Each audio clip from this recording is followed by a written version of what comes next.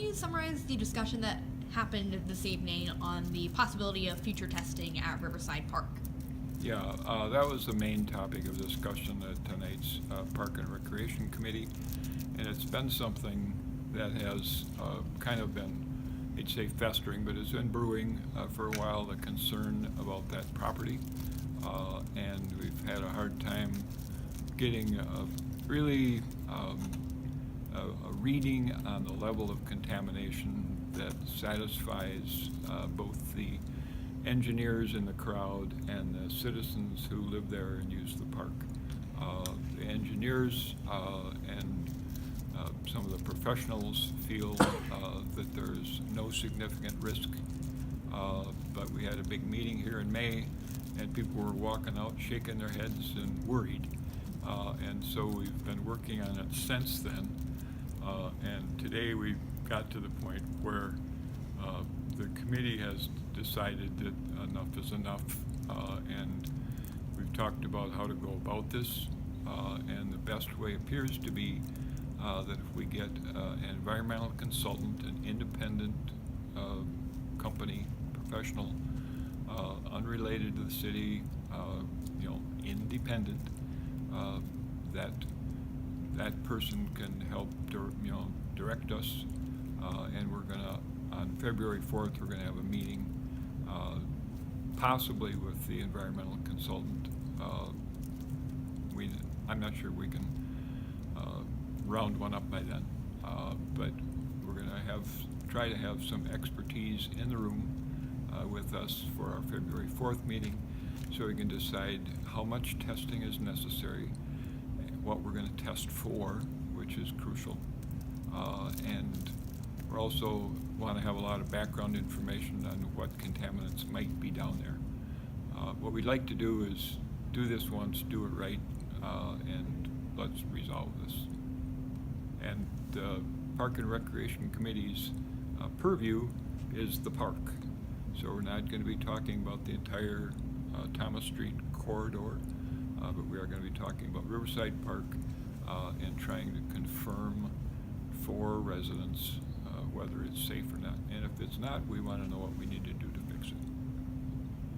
And then the main action that came out of the discussion this evening was a motion for an RFP. And can you describe what the RFP will be for?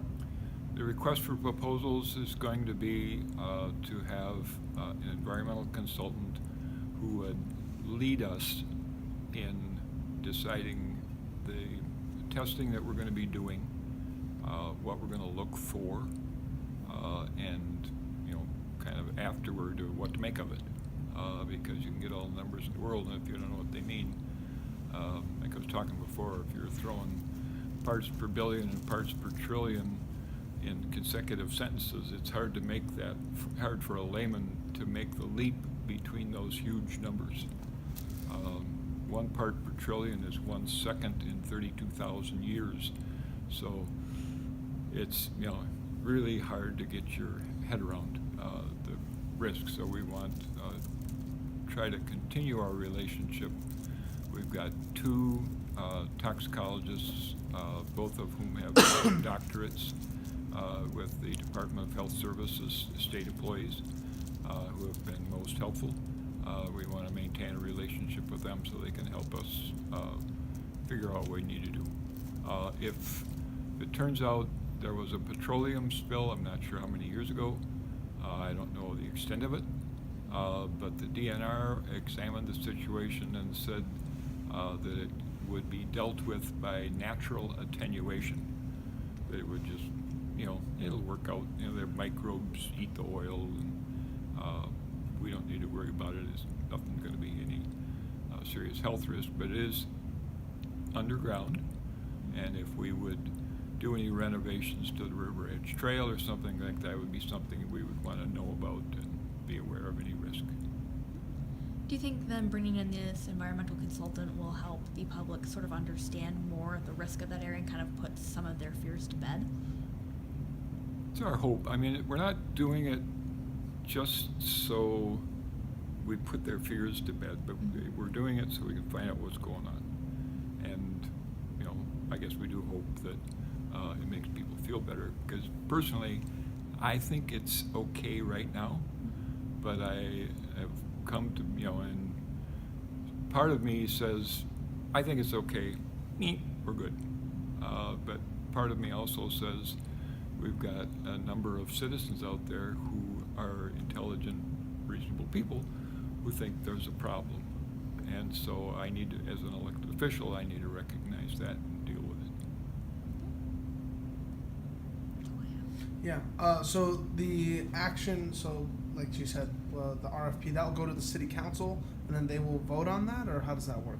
It'll come to us first, and we will, I'm assuming that the Director of Public Works, working with the Director of the Parks, will have some candidates for us, and I don't know if they would have selected one or not, but hopefully we'll have some people to talk with on February 4th, and then choose somebody, and then we'd like to, get this thing moving as fast as we can, and I was really glad today to hear that they thought that they could get that request for proposals out quickly enough to have us, have the proposals back in a month.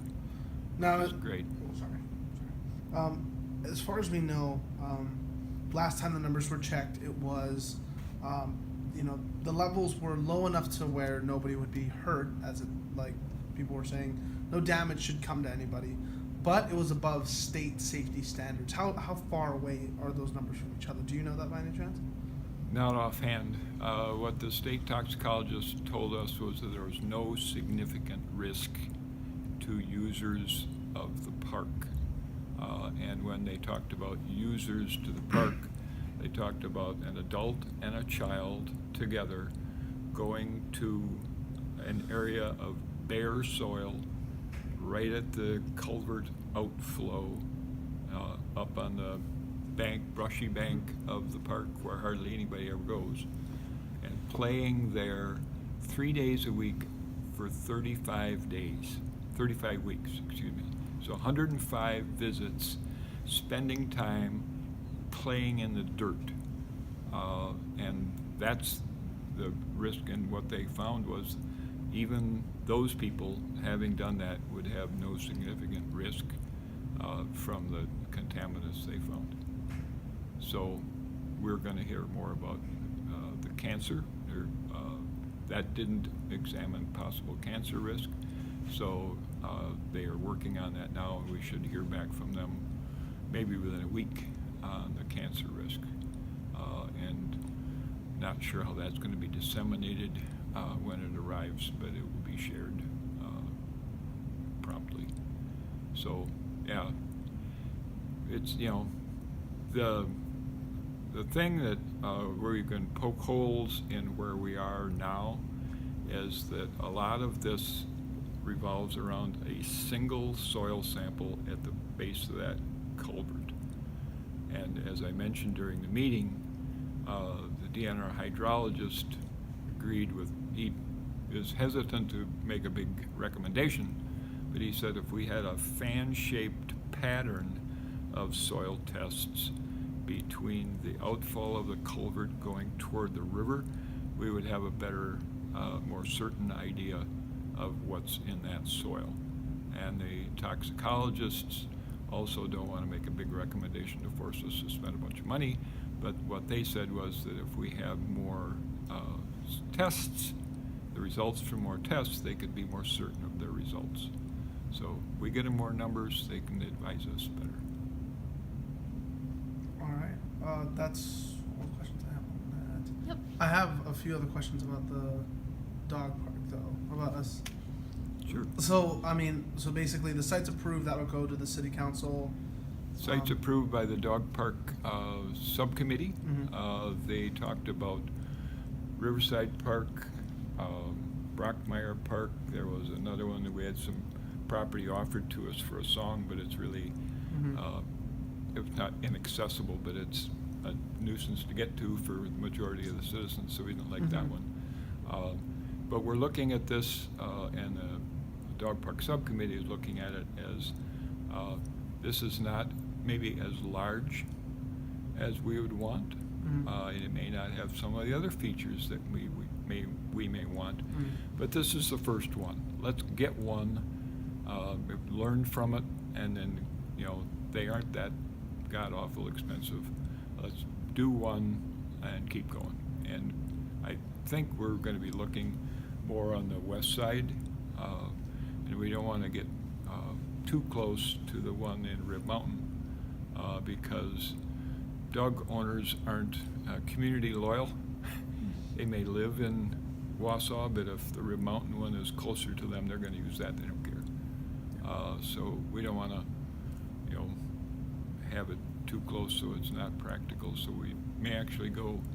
There's a possibility of further west in the city too. So you guys haven't decided yet. So the South 224 South 4th Street one isn't that's not the one we're going with for sure yet. It's not certain, but that's the one the dog park subcommittee chose. Proposed. That's the one that was on the table from the Park and Rec Committee. Okay. We liked that. Mm-hmm. But when we threw it to the dog park subcommittee, we said, hey, you know, take a fresh look at it. Mm-hmm. You know, give it your best shot. Tell us what you think. Mm-hmm. You know, you guys are now the experts. Mm-hmm. And so they talked about it pretty thoroughly, and I was pleased that they came back and said, yeah, you guys are right. It's a good spot. Yeah. But in order to make it official and to kind of authorize the solicitation of funds from foundations and stuff, Mhm. we want this to come from the full city council. Okay. So our committee is sending it to the full city council, and that'll probably be, February 22 or something like that. All right. Sounds good. So, and then, you know, then everybody on the city council will know what we're talking about too, because you don't want members of the city council to say, wait, what? Well, Yeah. you know, where'd that come from? Exactly.